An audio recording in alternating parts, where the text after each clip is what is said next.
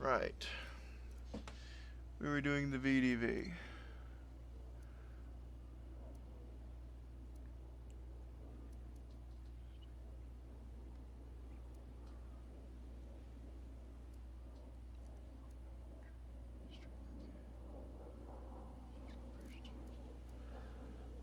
Okay. We were doing the VDV. Okay. So, what do we got here?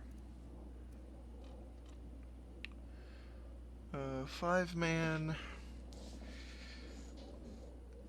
VDV Resvedka, which, I mean, I can't say my Russian is rusty because I don't know Russian at all, but if memory serves, Resvedka basically translates to, I believe it was like saboteur,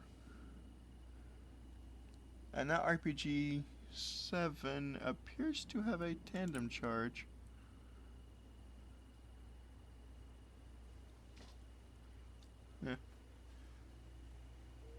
Yeah, I think that's supposed to be a tandem charge on the RPG. So we got AK-103s, 4 of them, a VSS Venturas chambered in 9.39, or 9x39.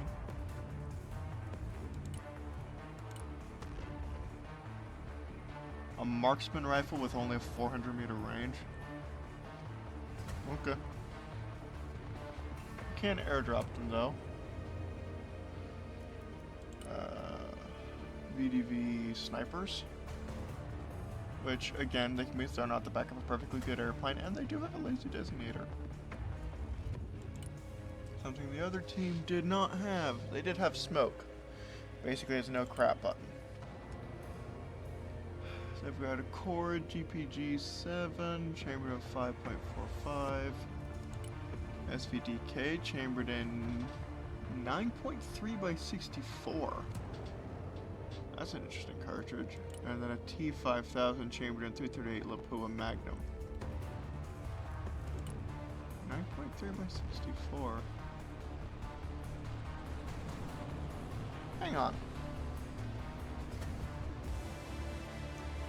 Alright, that's interesting. That was an interesting little binge. And what else we have? Long-range rifles, which we can swap out for suppressed. The core GPG, or 6P, what's that? 6P68, 6P88, which is suppressed compared to that 6P67, not GPG. Okay, I can't read. Okay, well that's suppressed. 7.62 at 39, which makes sense because 7.62 at 39 is a larger, slower cartridge that's going to have more mass behind it. Which is something that you kind of want if you're talking about something suppressed, because, I mean, the speed of sound is 1,050 feet per second, so if you're going to mount a gun with a suppressor, you're going to want ammunition that's subsonic or moving below 1,050 feet per second. Otherwise, there's, I mean, the suppressor's still going to help, but it's not going to help nearly as much. And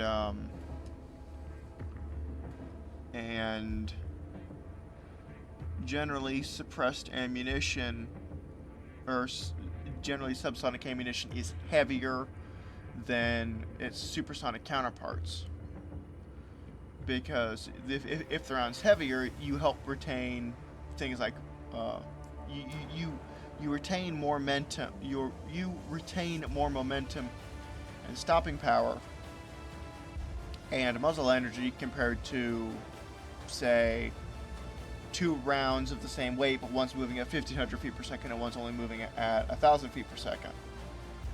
But if you increase the projectile weight by 50% for the one moving 1,000 feet per second, you still retain more muzzle energy. You may not have the same amount of muzzle energy as the lighter projectile moving at 1,500 feet per second, but you will have more momentum than either of the 2 lighter projectiles. The VSS, again the VSS Venturas, DVL-10, chambered at 308 Winchester Magnum.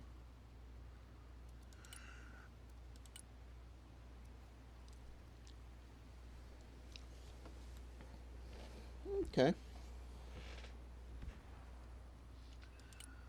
Okay. And then we've got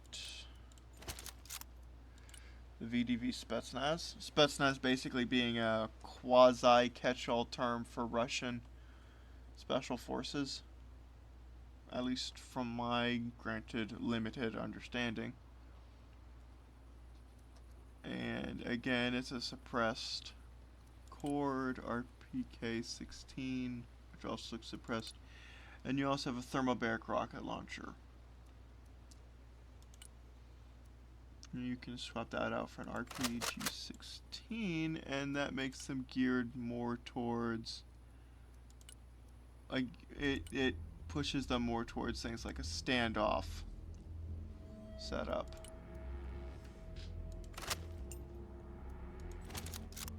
And it gives them a laser rangefinder.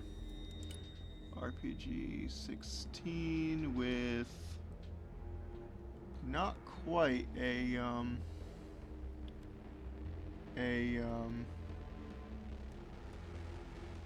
I mean, it's got a decent heat pen.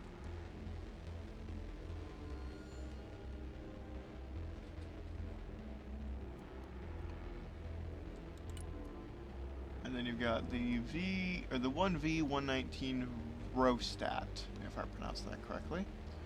This is, for all intents and purposes, a artillery observation vehicle. Basically artillery observation / fire control is what you'd use this thing for. And then you can mount a ground search radar. Because that's actually what that's called, a ground search radar. Used to spot things like vehicles or people from certain distances.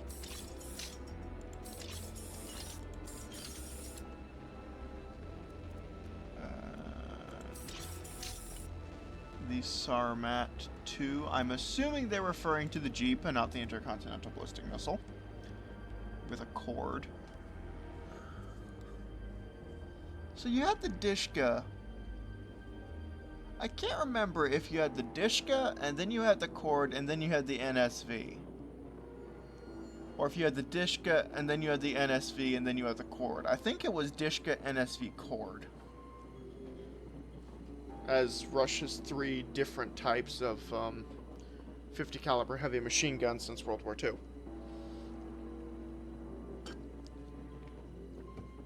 And then the meanwhile in the West, the M2 Browning is basically looking at him like, you keep replacing your 50 cals.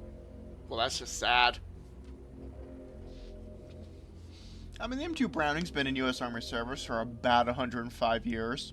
You know, only 105 years. Heavy machine gun. What else we got? We got a GSHG, which is basically a minigun.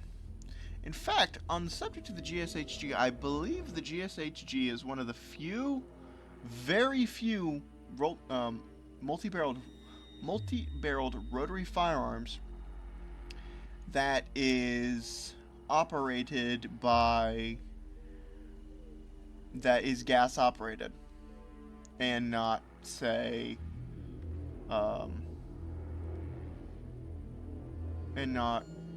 not battery powered like a vast majority of, or electrically powered like a vast majority of, oh, that's interesting, of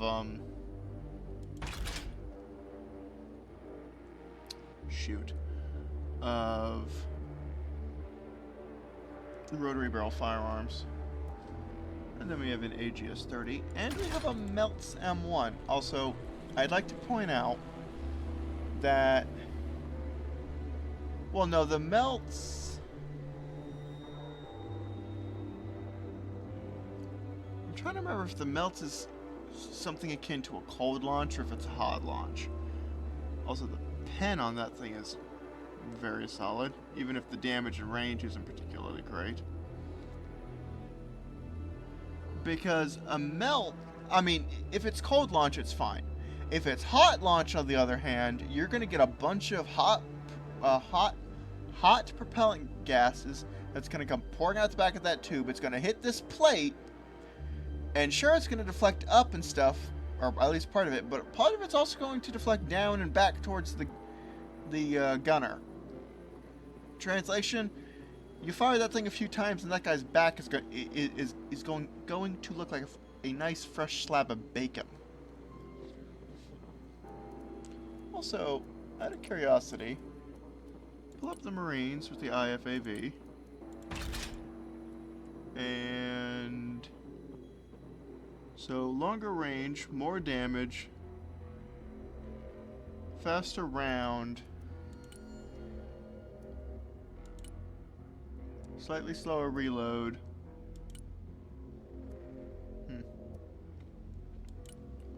Okay. According to this, the Mets used to be more expensive, I thought. Used to be 10 points. Okay.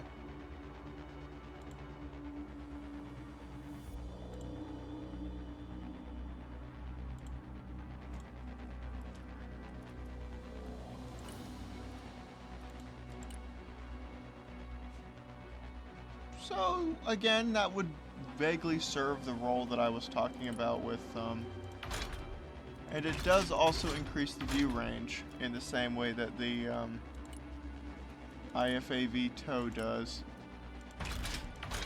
Huh.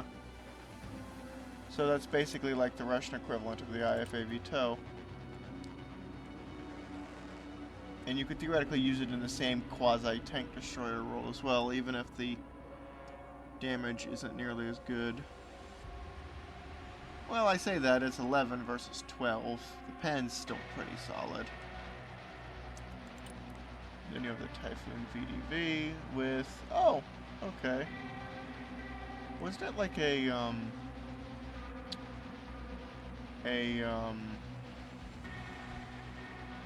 RWS last time? Cord.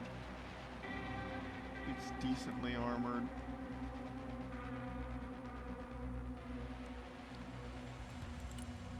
You also have a option for an autocannon.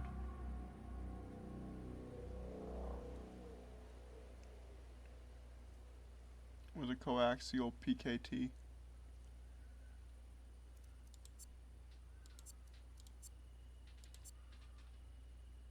It's worth noting that you might look at the AP pen on this and think that it's not particularly great. Or at least compared to something like the 25mm on the Bradley.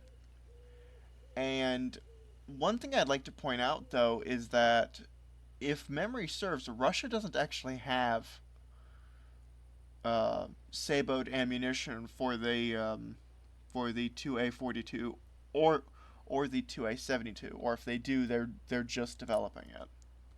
So so basically, because they're using something akin to like steel cord rounds, or at least something like that, then it would have lower penetration than a saboed round, even though the gun is bigger, the round is bigger. And what is this? This is a drone. All right, you have these, which I keep forgetting to check out.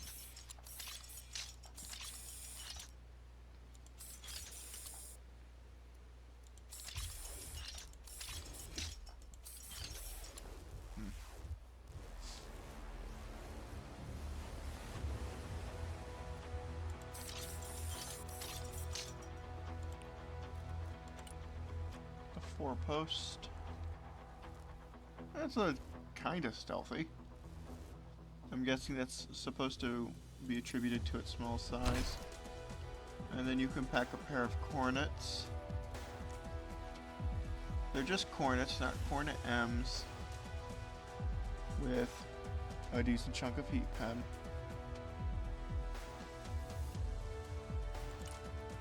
And then you can pack a pair of thermobarics, which I think these are supposed to be thermobaric versions of the Cornet, but I'm not sure. again, you would presumably use something like this to try and track down things like infiltrators and special forces.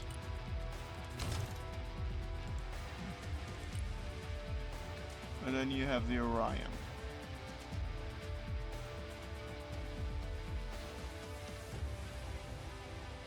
This is basically the sort of like a Russian version of the Predator.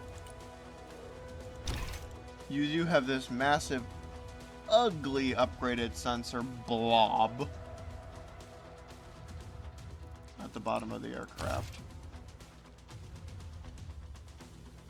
which only seems to improve the ground range. I'm guessing that's like it's supposed to be a ground search radar. So. Thermal barracks, coordinates. You have 2 smart bombs. KAB-50 smart bombs, which I'm guessing this is supposed to be like the equivalent of a SBD, small diameter bomb. Or SDB, rather. Or you have the Vicar. Semi-active. Good range. Damage is decent pen. Versus the Cornet, which has shorter range, better damage, better pen, and is also semi-active. Thermal barrack is semi-active. Interestingly enough, the thermal barrack can be laser guided. Huh. Okay, I still think that's just like a thermal barrack version of the Cornet.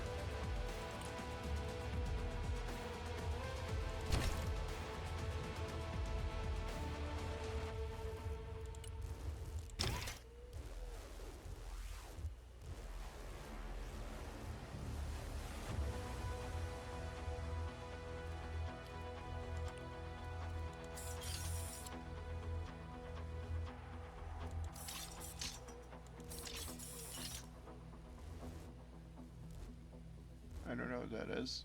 I suspect it's a joke to something. Or a reference to something. Unless that's supposed to be Orion in Russian. Don't know. Can't speak Russian.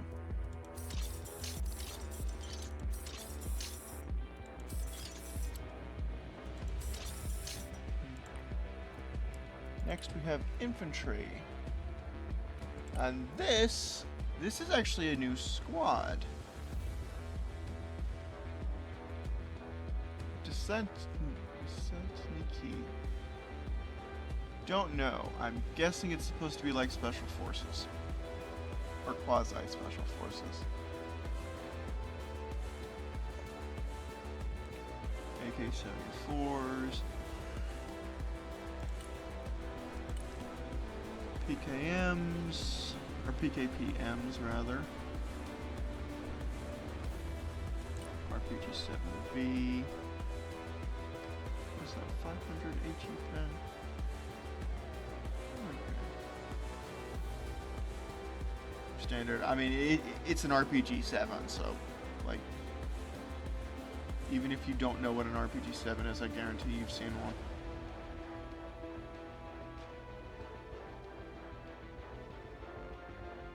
So, yeah.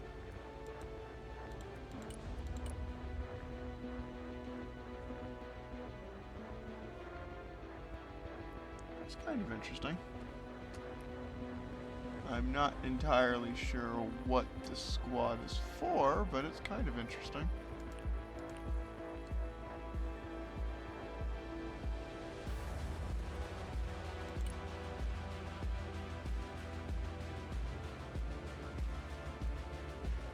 VDV with a pair of 30mm grenade launchers, which they cannot shoot on the move. VDV with Dishka. Okay. Because originally, these guys Lost 2 medium machine guns to gain a light machine gun and a second RPG. So does that mean, like, is that where the descent comes from? Or these guys come from? Huh.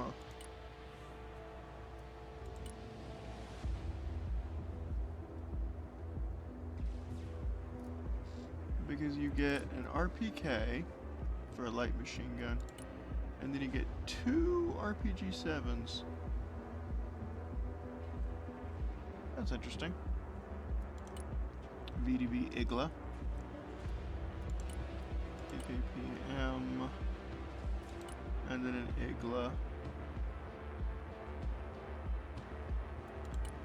A VDV Cornet with 2 launchers. That's particularly notable. And it is the Cornet, that's the regular Cornet. You can upgrade it to a Cornet M, which has a whole lot of pen and long range, but it is still semi-active. The speed's the same. And then you have the VDV Melts, which still has a solid amount of pen, along with 2 PKPs. I'm guessing this is something akin to the weapons squad.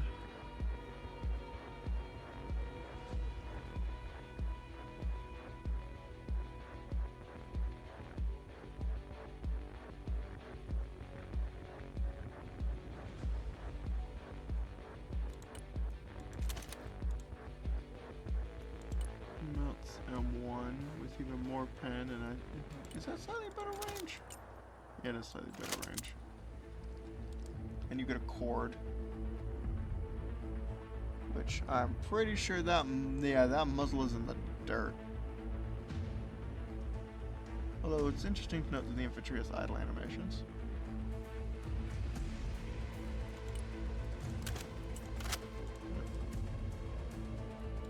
Vehicles. The BMP-2.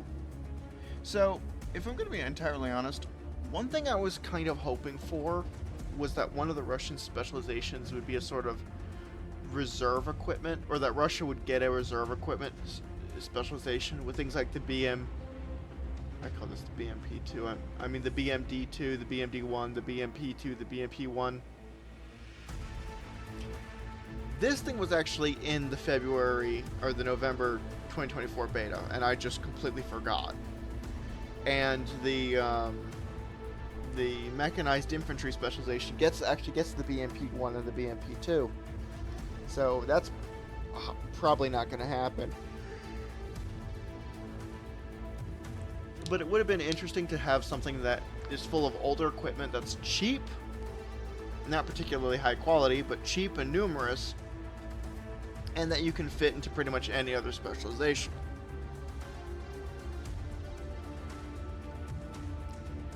Something with a bit of everything, basically. It's just that everything isn't particularly fancy or modern.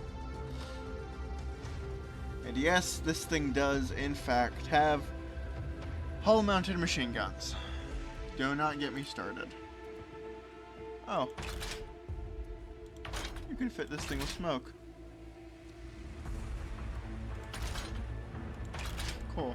And it's amphibious, because Russia wanted to make a lot of their vehicles amphibious.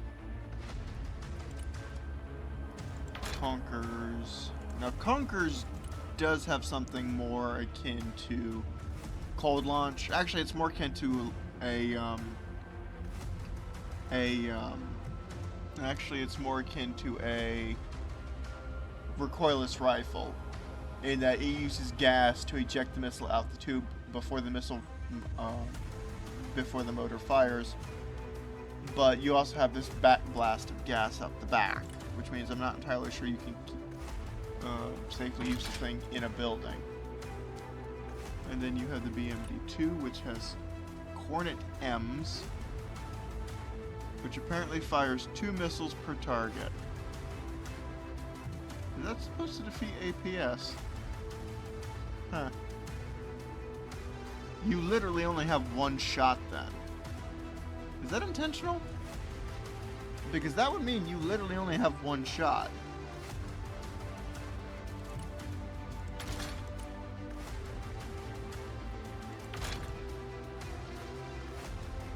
Alright.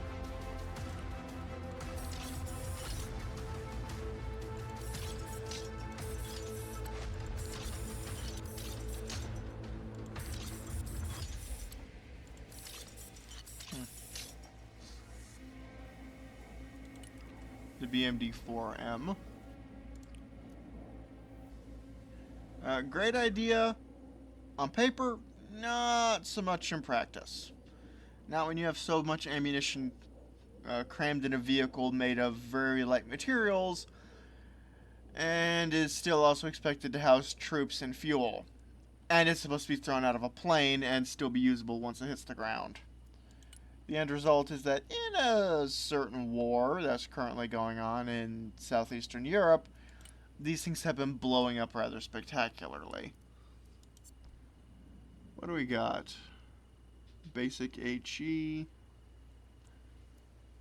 and decent range, and then we have a tube-launched ATGM. Again with decent range. It's semi-active though, and it's decently quick. And decent pen. Overall, it is decent. 2A72. Okay. PKT. It's not hull mounted, thank goodness. And you can up armor it.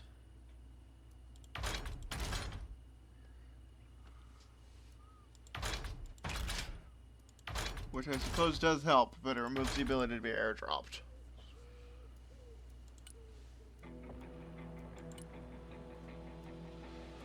And then you have the BTRD, which is a dedicated airborne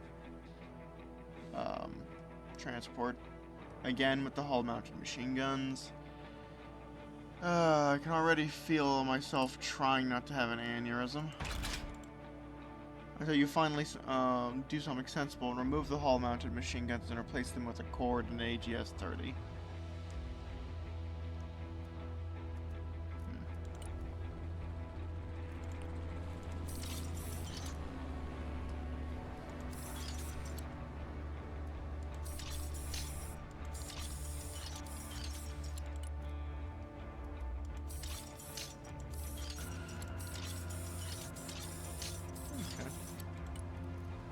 Then you have the BTR MDM, which again, hull-mounted machine gun, trying to ignore,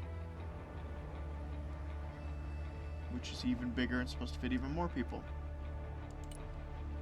You also have the option of bolting an anti-aircraft gun onto it. This is a thing that Russia generally likes to do, is to bolt an anti-aircraft gun onto anything with a space big enough to fit it. So. The M variant has slightly better range. Or you can include a variant that also has some igloos.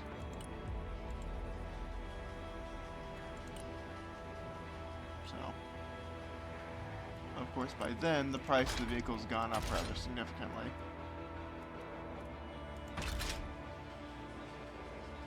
Although I would make a decent quasi-IFV with that 23mm autocannon.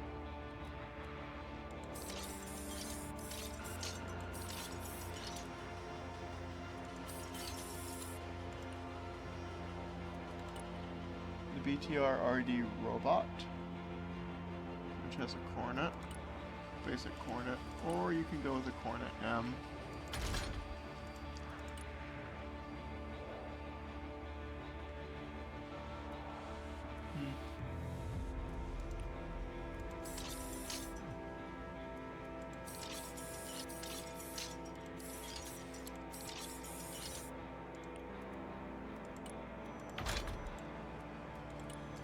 BTRZD. I'm not going to try and pronounce that.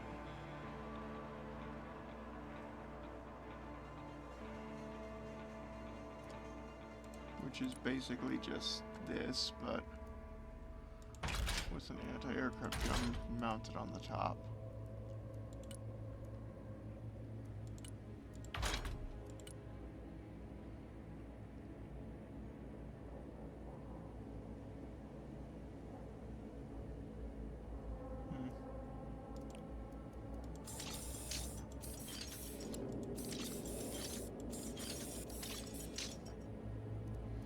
You also have the Cornet D1 with Cornet M's. Missiles per target 2. I wonder if that's designed to overwhelm, or if that's specifically intended to overwhelm APS. Or you have 2 quad Cornets. But they aren't as good. But you have way more of them.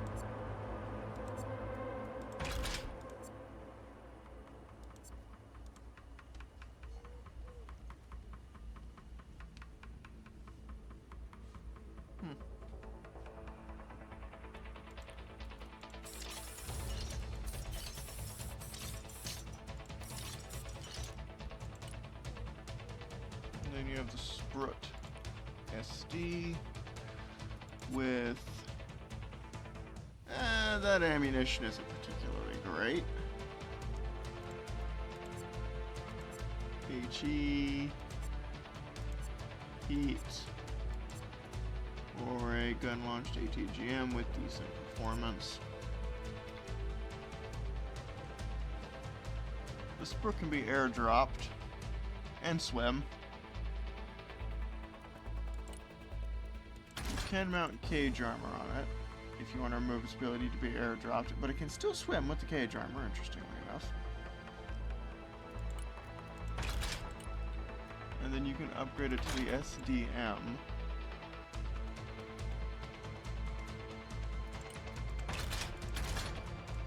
Which gives it some extra view range. And modernizes the ammunition just a touch.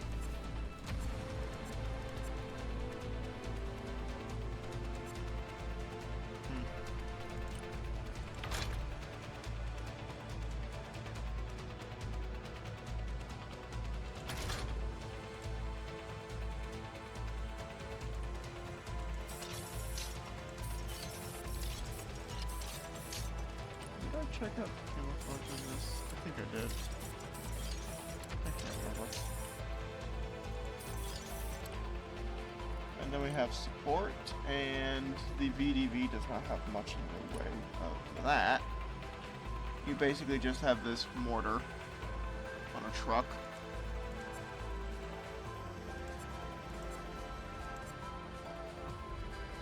And it doesn't have much in the way of super impressive performance.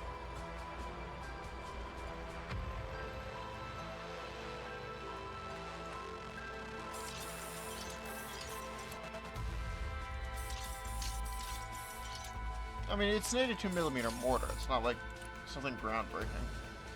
You do have the option of basically swapping out smoke or HE. You then have this. 2S9, which is a 120mm mortar, which is a bit more impressive. You also have the option for the SM, which does include some guided rounds and a longer range, interestingly enough.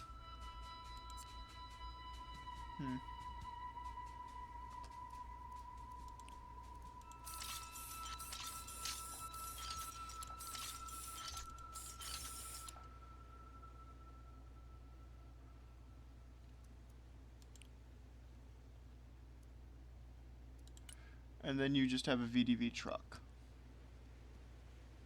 Interesting that the capacity is 14 and not 15. If it was 15, it could hold 3 squads.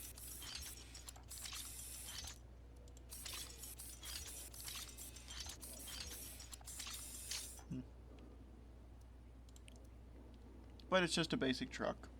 It also has a hatch on the top, and it looks like it should be able to accept a machine gun, but it doesn't. Or cannot. Okay, A52. Yes, this thing does exist. You would think that with 2 people in it, you would be able to install a turret, and yet it does not have one, which is kind of interesting.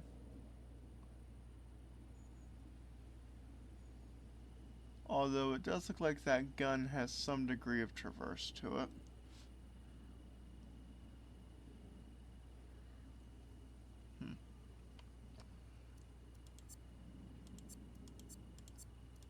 You start out with some rockets. Pretty good ECM out of the gate. I mean, you can have some gun pods, but yeah, who wants to do that? And then you have these.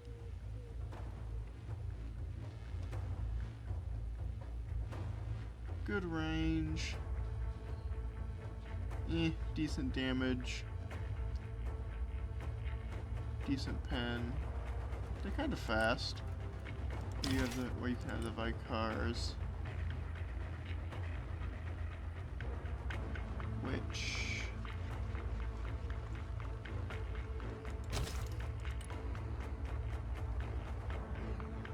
I'm not actually sure what the difference between the 2 of them are. Because the Vicar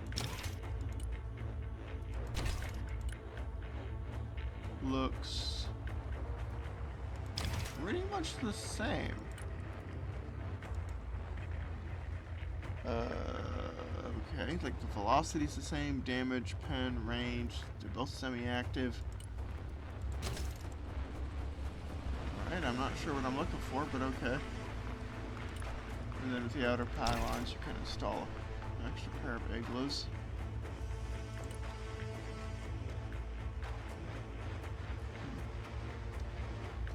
For a decently expensive aircraft.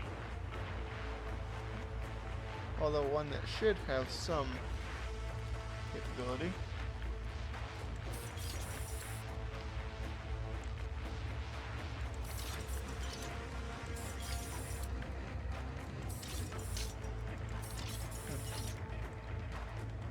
Alright. Mi-24PN. This is basically a Hind variant. Including the troop carrying capability. Rockets or more gun pods. That's a 30. Oh no, that's a 30 millimeter. Okay, so it's got an inline 30 millimeter. All right. Port side. You can add another rocket pod. Starboard side. You can add 4 of those, or even 8 of those. If you want to make the thing decently expensive. Range, pen, damage, not too bad, all things considered.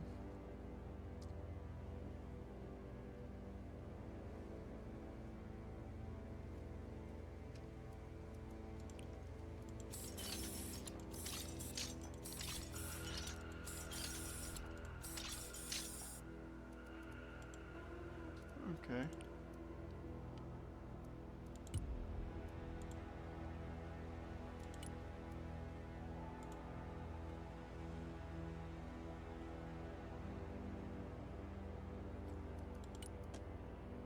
Mi-28 Korova, I believe that's how that's pronounced. And yes, that is a seating capacity of 85,000. That is a bit nuts. Carrying capacity of 20 of heavy lift. Huh.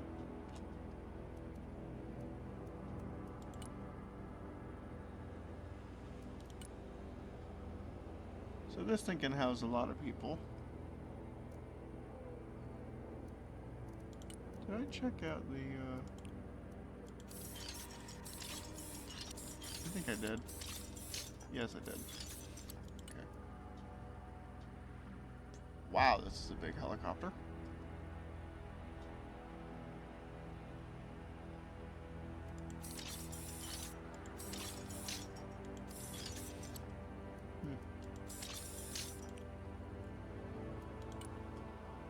Mi-28NM, which I'm trying to remember if that's specifically the night attack equipped version. 250, it's decently expensive. 2S, and then the Lemur, I don't know. It is top attack, apparently, and with that kind of pen and damage. Okay then. So I'm gonna do a number on tanks and its terminal guidance. Okay. So yeah, that might actually do a pretty good number on tanks. Huh. Alright. The fact that this is just... Honestly, the fact that this is top attack means that it's now probably a pretty solid anti-tank weapon.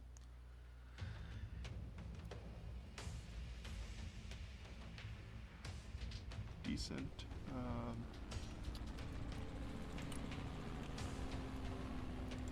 Decent electronic countermeasures.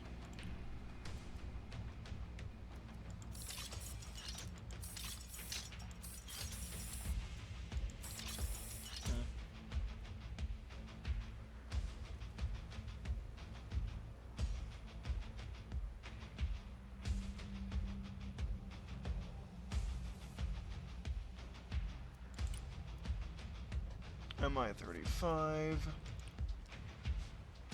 So it's got a 23mm autocannon and a swivel mount in the nose.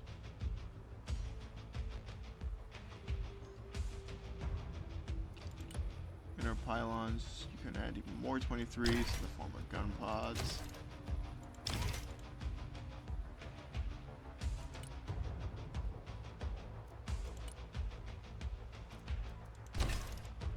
You can go with 4 Iglas if you are so inclined. Or 8 of those. And you do have an ECM system.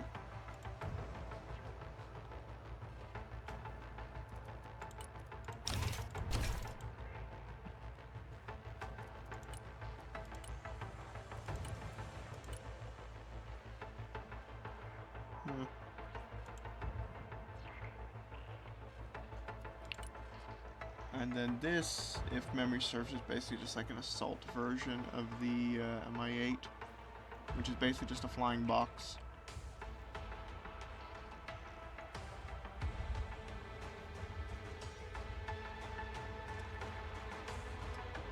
Oh, decent view range.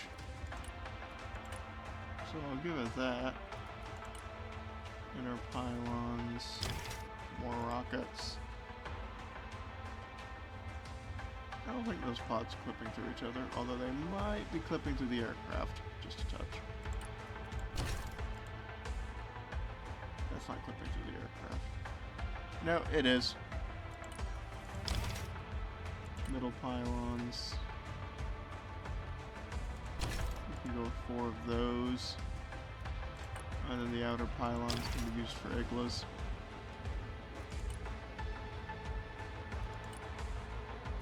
Or alternatively, you can do something like this. If you want all the rockets.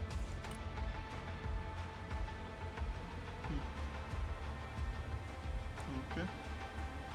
21 seats. It's not bad for but it's basically an attack helicopter. A quasi-attack helicopter, anyway.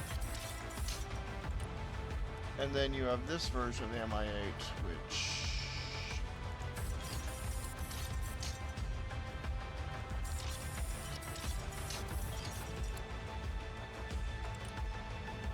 gun pods, rockets, come out something like that. An extra 50 points.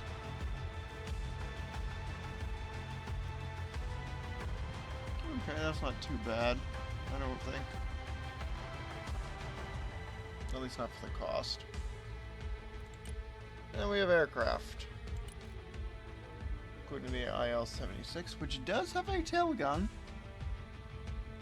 Interestingly enough, I am honestly not sure how useful it's going to be overall, but it does in fact have a tail gun.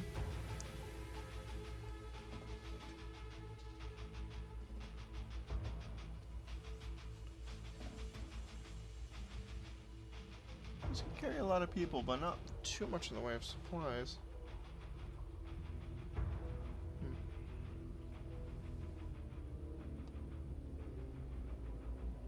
Compared to the, it's also much lighter than the C-17. And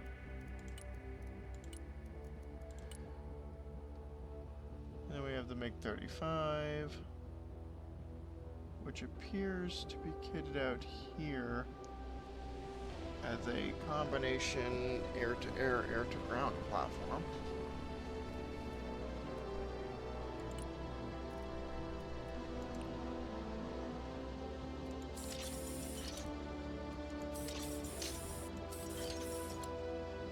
Wow.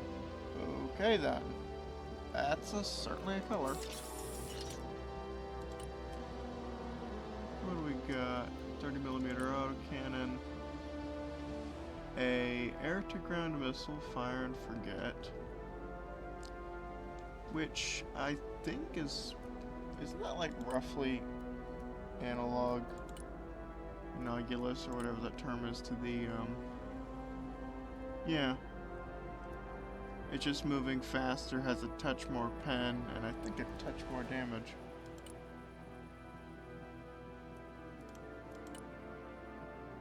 Yeah, touch more damage, touch more pen, moving a lot faster. Same range.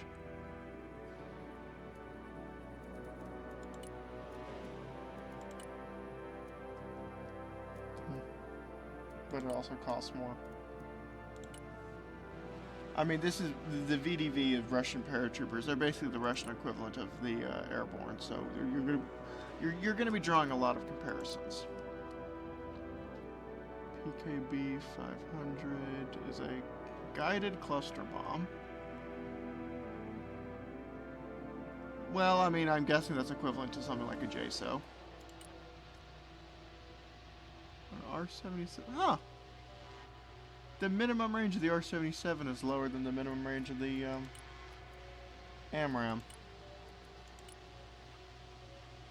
Or not.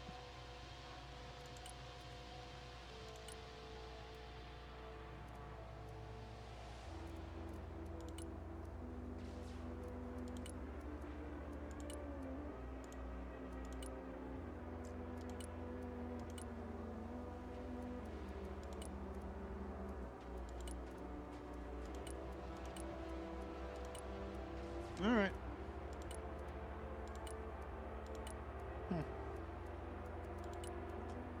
But they did bump the R-77's range out to 7,000.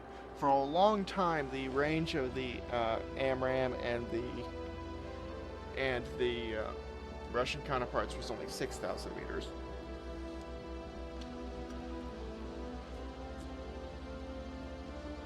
I wonder if that's been done to open up the engagements. Well, I mean, obviously it's been done to open up the engagements a little bit more, but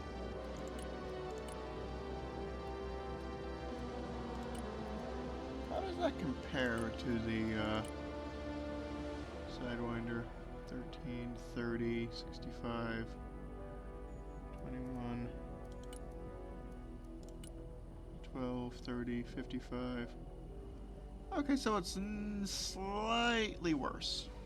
Slightly. Like, very slightly. 17, 30, 85, 41, 40. 16, 30, 80, 41, 40. And the R77 is slightly better. Like, very slightly. I'm gonna get caught up comparing units again, aren't I? You could go for some fuel tanks, which give you a lot of loiter time. Or you could go for a centerline fuel tank and a pair of R77s. You can't just go full-on air superiority fighter with this thing. 3 minutes of loiter time, 6 R77s, 2 R37s. That's a basic air superiority fighter. Even if it would be a bit of a waste.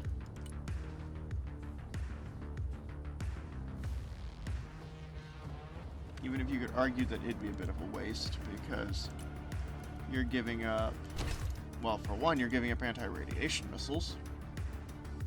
Although this does bring to mind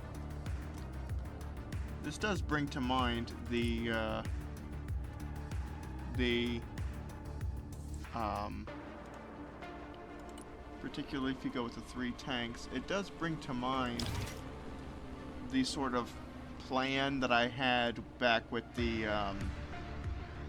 in the Striker Cavs specialization with the F-15CJ, and that you have that circling overhead as a sort of combination air superiority, anti-radiation platform.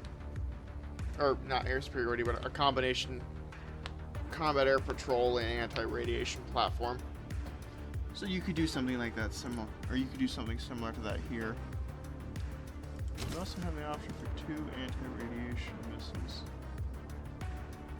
Middle pylons, air-to-ground, cluster, smart bombs. Air-to-ground, smart cluster, smart bomb, or fuel tanks. Okay. And, oh my. You have the Su-30SM. 4 minutes of loiter time. And like 6 air-to-ground missiles plus 2 MCM pods. That's like 340 versus... So what, 125 is the base cost? What is this?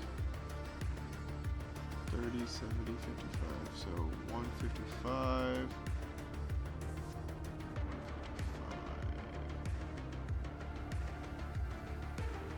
210. I think that's what the base cost is supposed to be.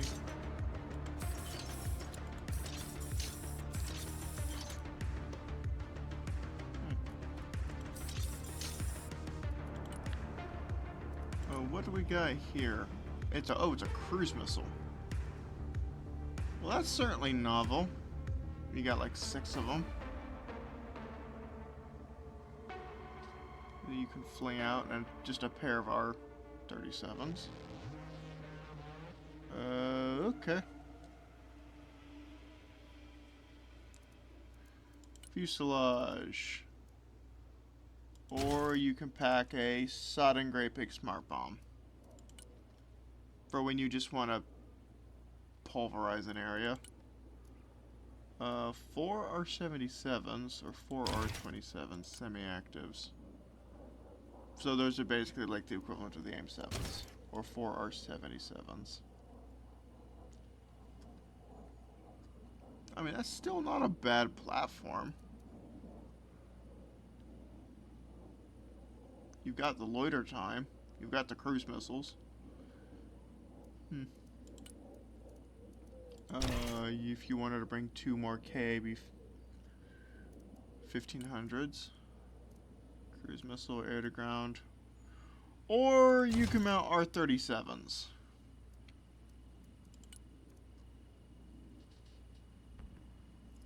Yeah.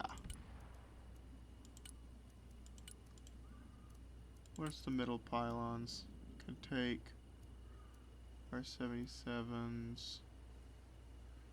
2 KH-59 MKs is a much more legitimate cruise missile, and it's cluster.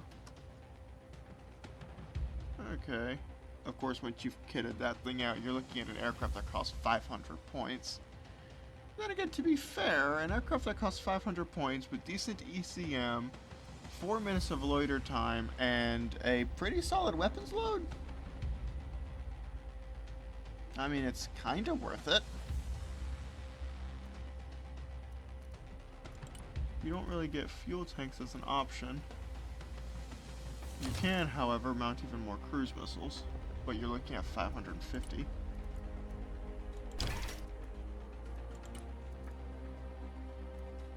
R-37 infrareds.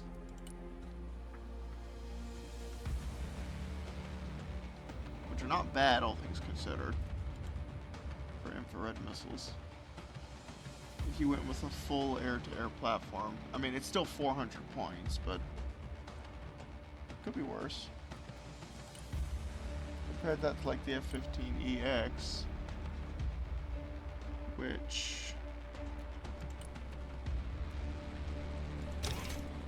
also has a 4-minute loiter time. Which you can up to 6 minutes.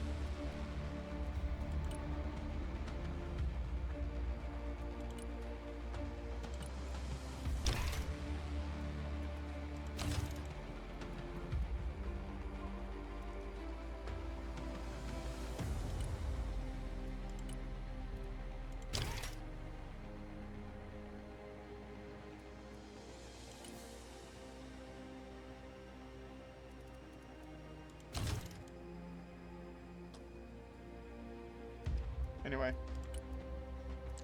and then you have the Su-34 with a pair of, I'm just going to try and guess this, a pair of anti-radiation missiles, a pair of R-77s, a pair of R-73s, a pair of ECM pods, and a pair of, are those cruise missiles or air-to-ground missiles? Don't know.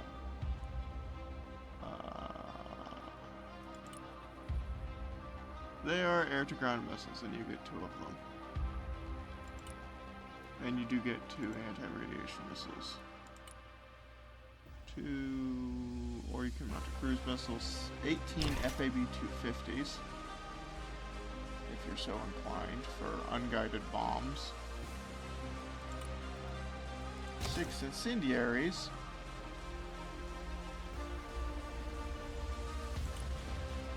6 clusters, or you can mount retarded bombs. Thermobarics, which this game does have thermobarics, and thermobarics is basically, from my understanding, a greater damage, larger blast radius version of a contemporary sized bomb, but it has much lower pen. I think it does like twice the damage. Slightly more larger blast radius, but much lower pen.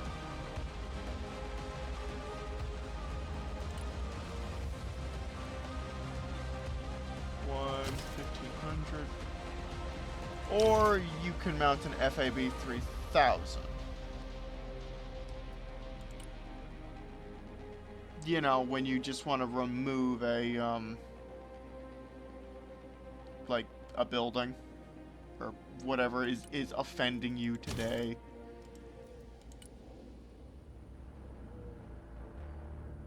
$82, $180, $100, $110, $220, $150. This thing lays. This thing can lays. Alright. Did I check out these?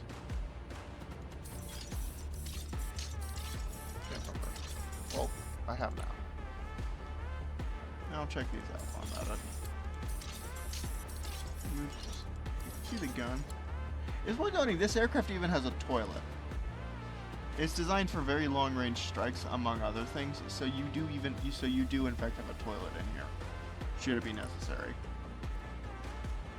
Or you can just plunk a cruise missile down here, which may not be a bad idea, all things considered.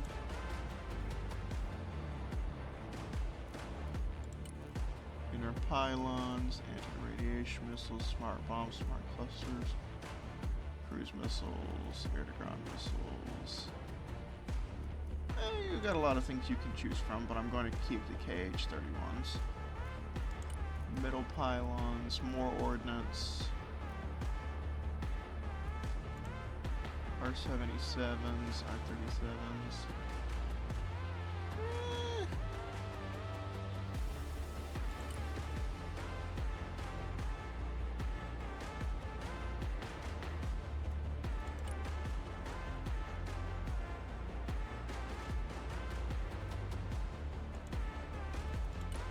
I mean, you do already have a an anti-radiation platform in the form of this thing for your loiter. So this would probably be better suited, geared up specifically as a strike aircraft. So maybe take some smart bombs, or take a big smart bomb.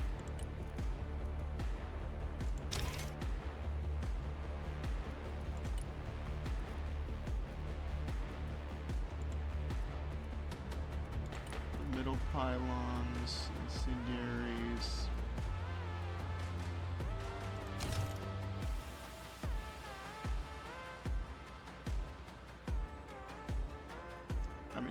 I mean, it's expensive.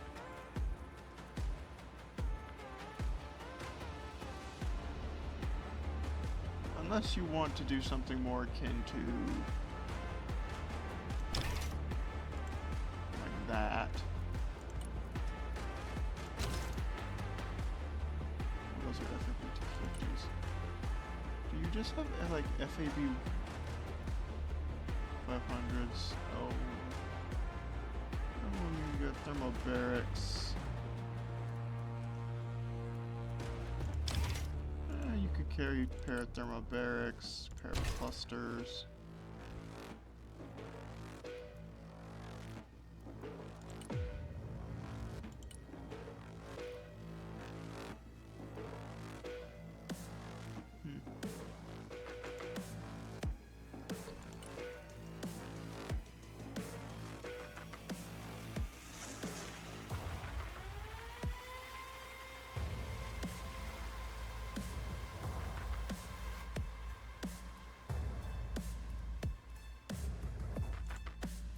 If you want something slightly cheaper.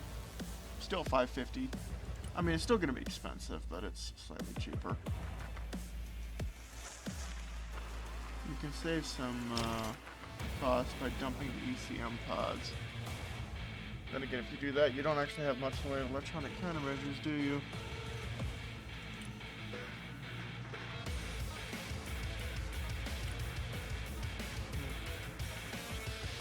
And then you have the SU-35S, which is going to be your, or at least one of your dedicated air-to-air options.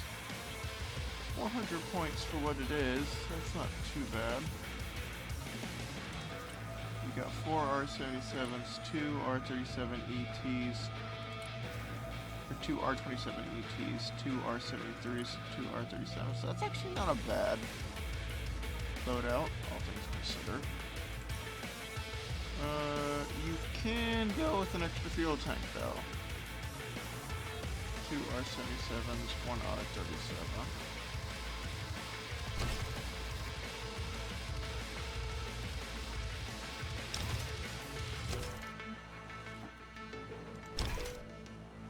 Or you can slot in an extra fuel tank for 5 minutes of loiter time.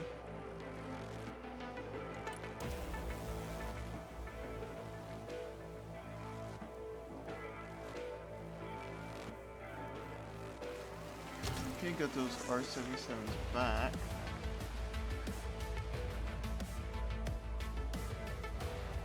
Or if you so desire, you can do something like that with 4 R-37s, 4 R-77s, and 2 R-73s. for a platform that's costing 450 points. Which isn't terrible, I guess, and has decent ECM. Decent. The inner pylons, the outer pylons. Or you could do something like this if you wanted to leave some of the ECMs at home.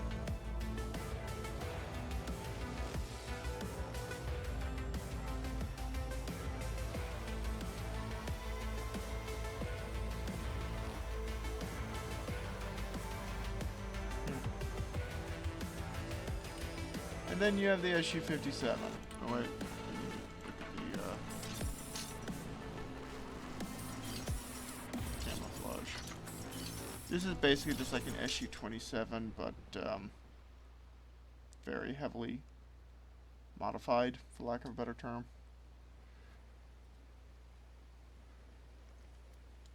And then you have the SU-57. Russia's fancy, quote-unquote, stealth fighter. Oh. Okay, that loadout's not actually too bad. 370 for 3 R-77s, 2 R-37s, and 2 R-73s. I was actually thinking about this exact combination. 370 isn't that bad. It's got decent stealth, 240. What's the loiter time of the F-22? Not quite the same. Okay. We don't have the inside of the cockpit. You do have a laser designator. I mean, granted, you've got a lot of options to choose from. Air-to-ground missiles, anti-radiation missiles, smart bomb, smart cluster, or even a pair of cruise missiles, should you be so inclined.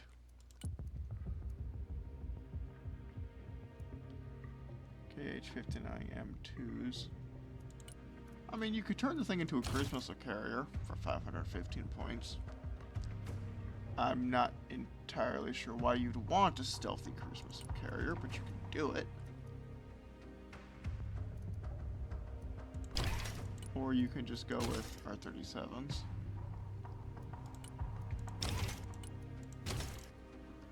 Or R-77s, that's 255.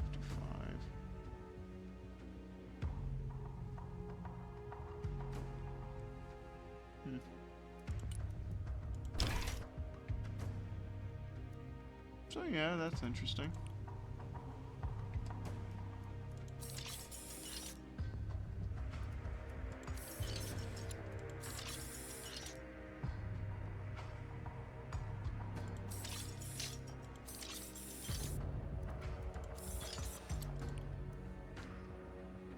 That's basically how I choose to build it. And it is kind of stealthy. There's one nod that the developers did include to realism, is that it's not particularly stealthy. And then you have the Tu-160. And what do we got? We've got 44 thermobaric bombs.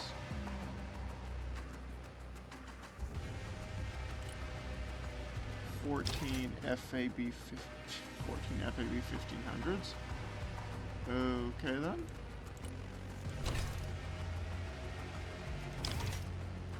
Two FAB 9000s.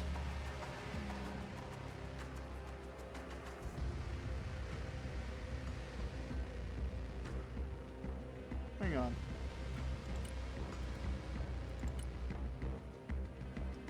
$130. 260, 225, 175, 350, 300. But they're not laser guided. I mean, it's not gonna matter. They're gonna pretty much crack open whatever you point them at. But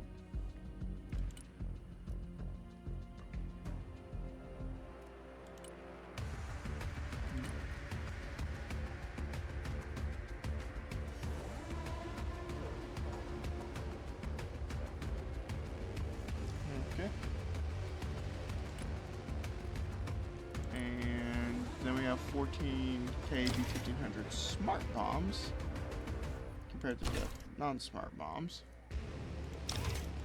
12KH 555 cruise missiles, which are cluster, I'd like to point out. 12KH 101s. And then you do have the second Sunrise option as a cruise missile.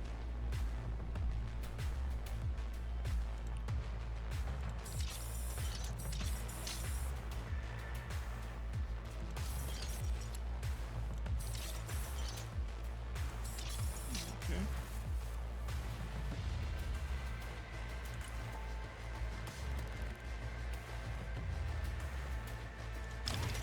I'll go with that. And the next one, I think, is going to be the Guards Tank Battalion. Guards Tank Brigade, whatever it's called.